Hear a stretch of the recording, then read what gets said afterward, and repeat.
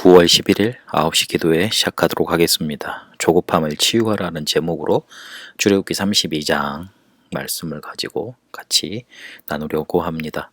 자, 우리 출애굽기 32장은 모세가 언약궤 돌판 받으러 시내산에 올라갔을 때 내려오지 않고 있으니까 이스라엘 백성이 조급증이 나가지고 우리를 애굽 땅에서 인도에 낸 신을 만들어내라. 아론에게 막 농성을 합니다. 그러니까 아론이 다급해가지고 거기에 속아가지고 너희들 은금패물 다 갖고 와라. 그래가지고 황금 송아지를 녹여서 그걸로 만들죠. 그러면서 짠 봐라, 이게 너희들 애굽에서 인도에 낸 신이라. 근데 그게 황금 송아지, 황금 소였습니다. 애굽에서 봤던 걸 그대로 만든 겁니다. 아론이 창조적인 머리로 뭔가 다른 신을 만들어낸 게 아니고 애굽에서 애굽 사람들이 섬겼던 그 신을 보고 이걸 너희들이 앞으로 믿을 신이다, 그렇게 내놓은 겁니다. 그래가지고 레이지파가 이렇게 나타나서 우상 숭배한 사람들, 그 황금소를 이렇게 다 녹여가지고 가루로 만든 다음에 사람들한테 먹이고 또 우상 숭배한 사람들을 죽이는 장면이 나오지요. 그래서 여기서 우리가 조급함을 치유라는 제목으로 말씀을 같이 나눠보려고 합니다. 사단이 분명히 존재합니다. 그런데 이게 공격하고 있는데 대부분 우리가 하나님의 일을 가다가 아니면 어떤 일을 하다가 어떻게 막 그 신앙생활을 하다가 길이 막히면 사단의 공격인 줄로 많이 알고 있습니다. 맞습니다. 사단의 공격입니다. 이스라엘 백성이 가나안 가려 그러니까 바로 왕이 쫓아왔고, 그리고 아말렉 군대가 또 광야에서 또 공격해왔고, 그런 공격들이 많습니다. 그런데 오늘 사단의 공격 이전에 스스로 길을 막는 경우가 많이 있습니다. 그런데 그 스스로 막는 경우에도 사단이 공격하는 포인트가 있습니다. 사단의 통로가 있다는 말입니다. 그걸 잘 알고 있어야 됩니다. 모든 것을 사단이 우리에게 가져다 줬다, 이렇게 말하는 좀 어폐가 있습니다. 이게 딱 그 우리 문제를 두부 썰듯이 쏙뚝쏙뚝 썰어서 딱 이렇게 내놓을 수 있는 어떤 그 형체의 것이 아닙니다. 영적인 문제이고, 그리고 얽혀 있고 굉장히 관계되어 있기 때문에 먼저 알아야 될 건 스스로 길을 막는 경우가 많이 있다는 겁니다. 그런데 그 뒤에 배경이 뭐냐면 사단이 자금이 있고 공격이 있다는 겁니다.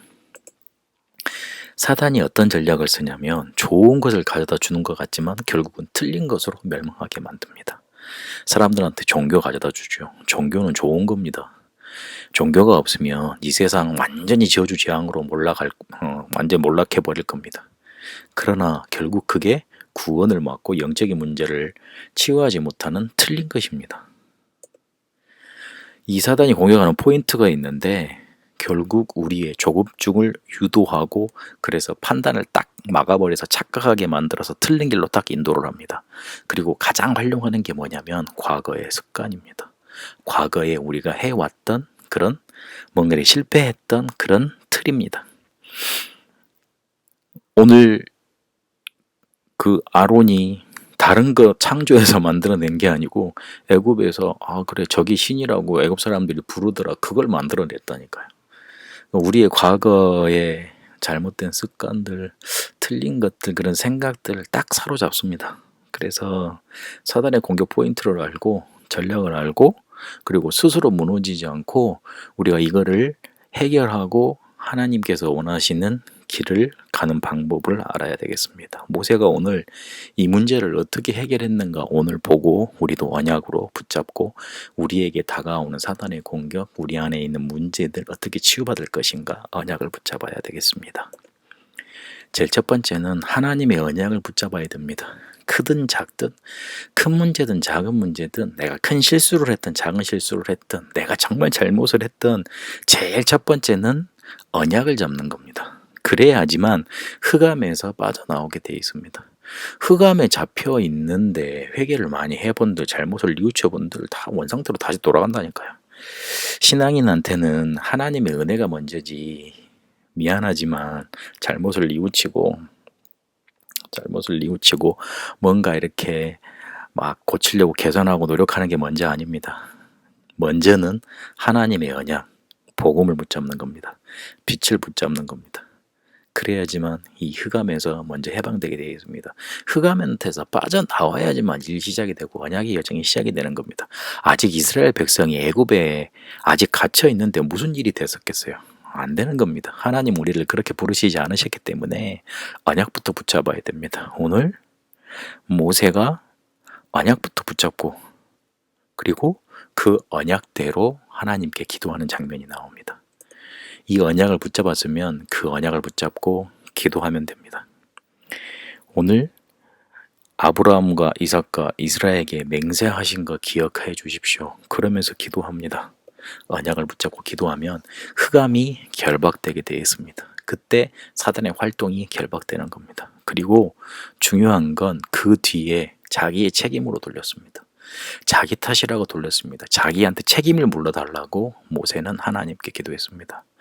하나님이 다 이스라엘 백성들을 죽이고 새로운 나라를 건설하실 수도 있습니다. 그런데 모세는 그거 원치 않았습니다. 하나님, 저들의 책임이 아니고 내 책임입니다.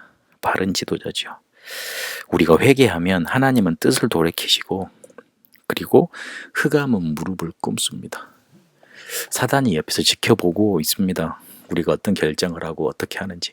언약을 붙잡지 않고 원망을 붙잡고 언약 기도 속으로 들어가지 않고 불평을 임삼고 회개 기도하지 않고 남한테 자꾸 탓을 돌리면 흑암은 더 왕성해져서 우리의 인생과 우리의 모든 생각과 영혼 마음을 확 덮쳐버립니다. 흑암 덮치면 끝나버리는 겁니다. 그래서 모세가 오늘 사단의 전략을 알고 언약을 붙잡고 언약 기도하고 회개 기도 속에 들어가서 이스라엘 백성을 살려냈던 것처럼 그런 언약 붙잡고 그리고 기도 속으로 들어가는 축복 있게 되시길 바랍니다.